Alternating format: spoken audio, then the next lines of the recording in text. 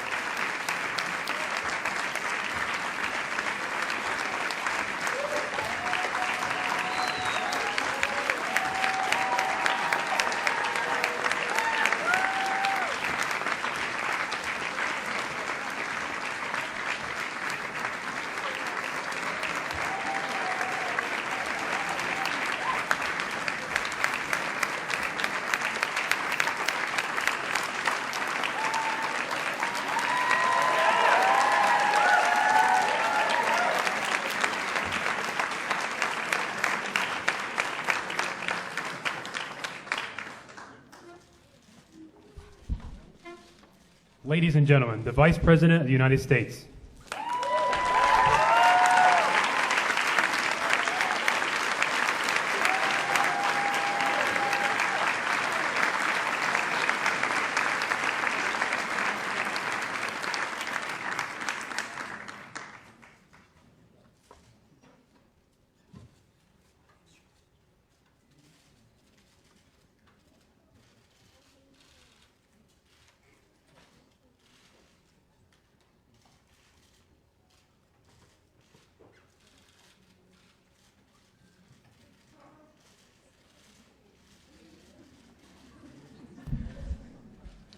Ladies and gentlemen, the President of the United States, accompanied by Head Coach Jill Ellis, U.S. Soccer President Sunil Gulati, and Ayla Ludlow.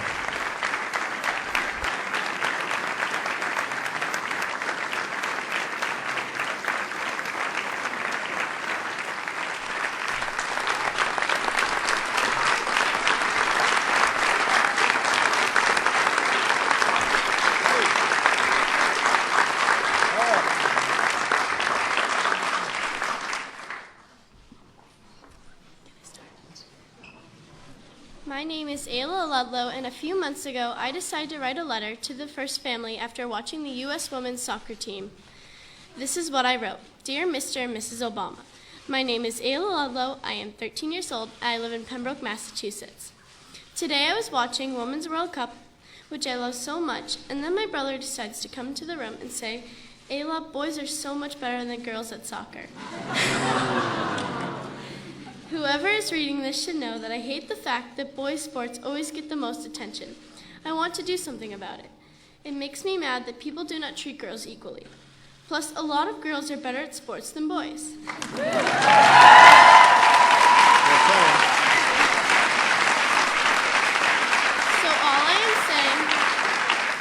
all I am saying is that I would like to do something about it, and I need your help.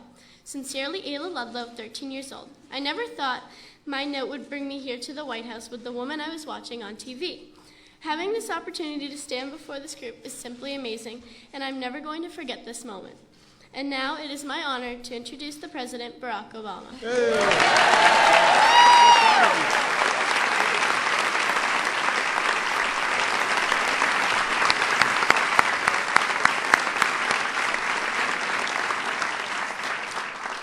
Well, welcome to the White House, everybody. And Ayla, thank you for that introduction. You did a great job. I know your dad is incredibly proud of you. I don't know where your brother is right now. but this is some payback right here. You just had a national audience.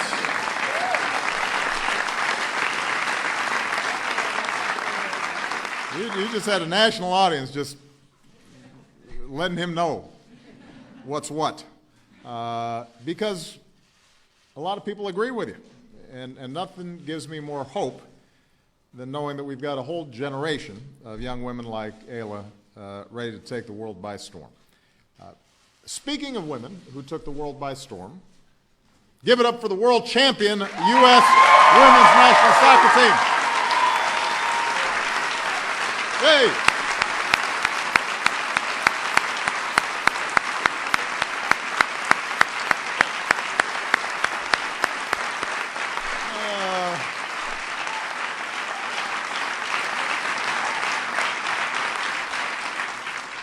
I was really excited about this today. You know, I go to a lot of meetings, and most of them aren't that interesting.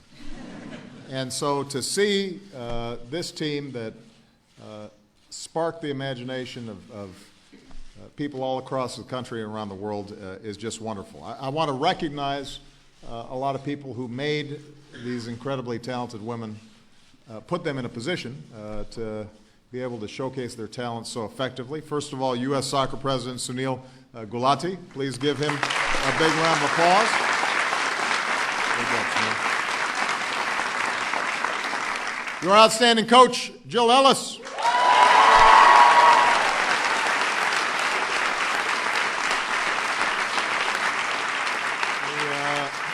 Coach Ellis, I very much appreciate you allowing them to come to the White House during your victory tour. They've been playing a lot of friendly matches across the country, although by the looks of the scores, they're not that friendly.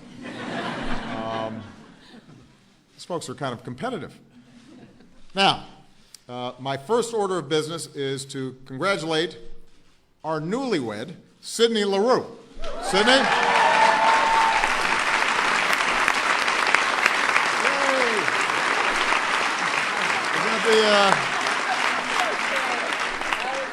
Is that the newlywed wave? Oh, it's the presidential wave, okay. So Sid got hitched a couple weeks ago, and just about the whole team showed up.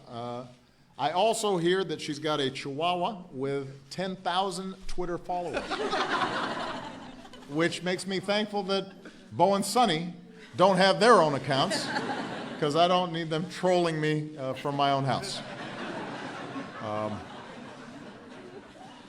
But that's an aside.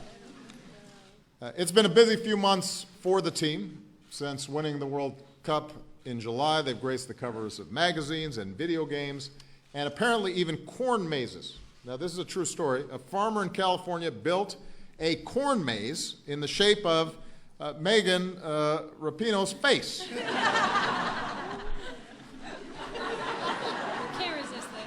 I mean, I thought I was cool a few years ago when somebody made a bust out of me out of butter.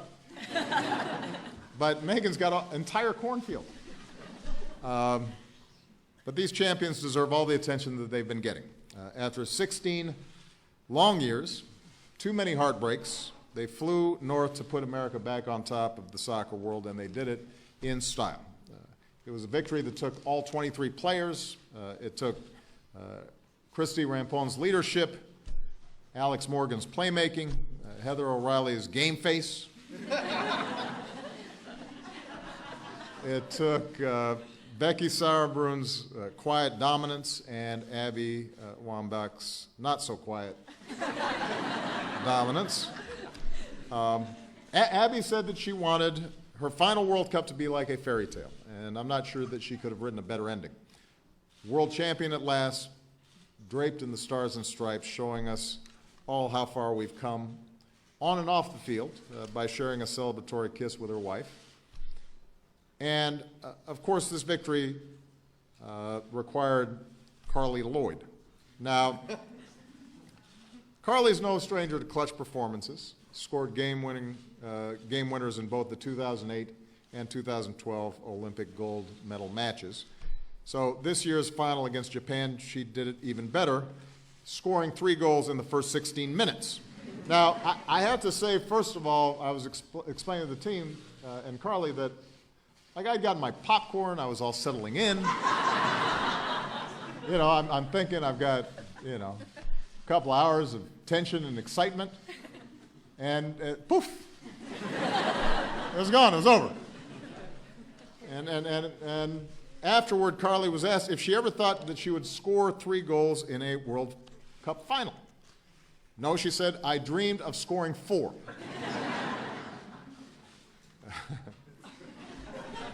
She does have an attitude. You can just see it. You know, she's not lacking in confidence.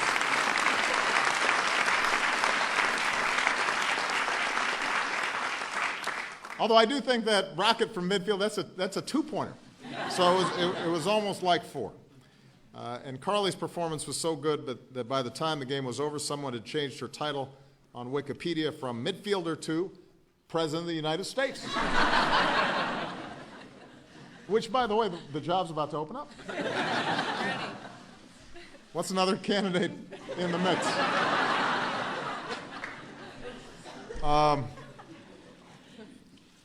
I guarantee you Carly knows more about being president than some of the folks who are running. But that's a whole nother...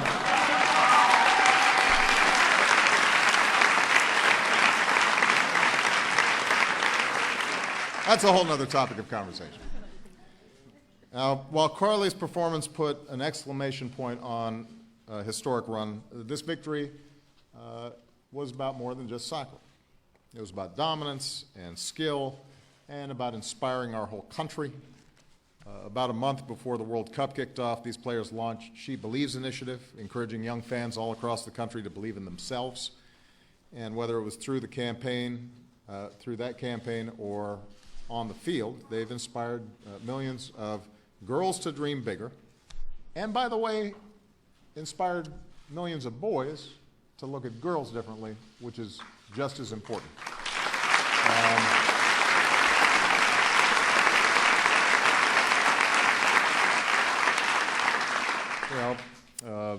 Sasha had a chance to go with one of her best friends, Maisie, Joe's granddaughter, to the game live, but others were following it all across the country. There were girls like the young player in Florida who told Sydney, I look like you, and I want to be just like you. Girls like Ayla, who too often heard that they weren't somehow supposed to be as good at sports as boys. And Ayla got mad, and she should be mad with those attitudes. This team taught all America's children that playing like a girl means you're a badass. And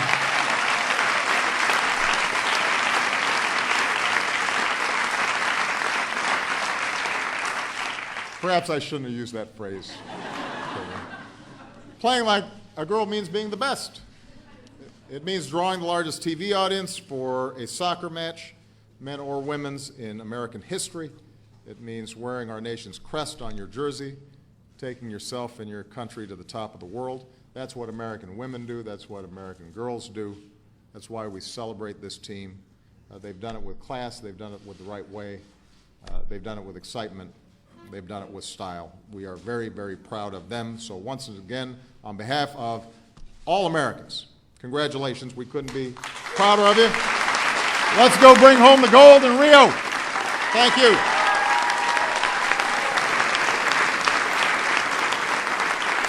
All right. Coach.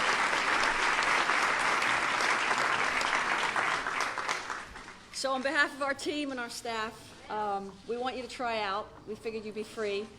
But we'd just like to say thank you so much for your support. It meant the world to us. Thank you so much. You. That is terrific. Fantastic. Thank you.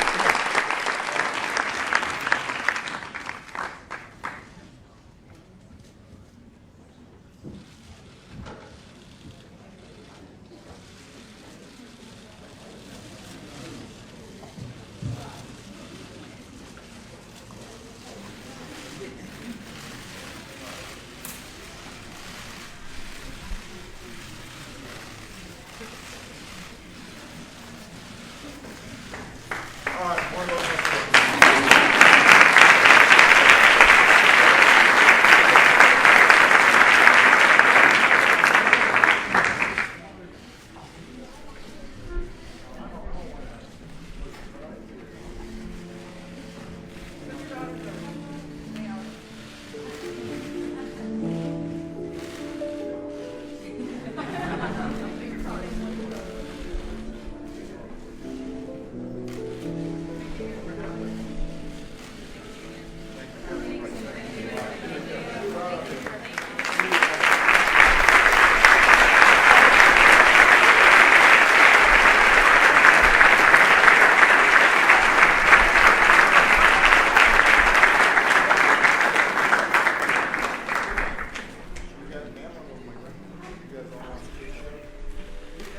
Everybody can relax, by the way. Mango, don't have to. I just want to say hi to these cool fans here.